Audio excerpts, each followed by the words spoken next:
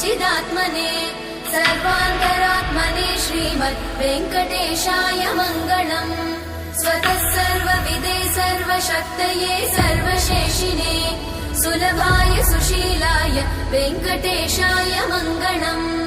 परस्मै ब्रह्मणे पूर्णकामाय परमात्मने प्रयुञ्जे परतत्त्वाय वेङ्कटेशाय मङ्गलम्।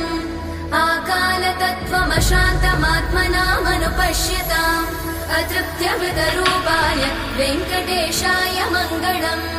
प्रायस्वचरणौ पुंसां शरण्यत्वेन पाणिना कृपया दिशते श्रीमद् वेङ्कटेशाय मङ्गलम्।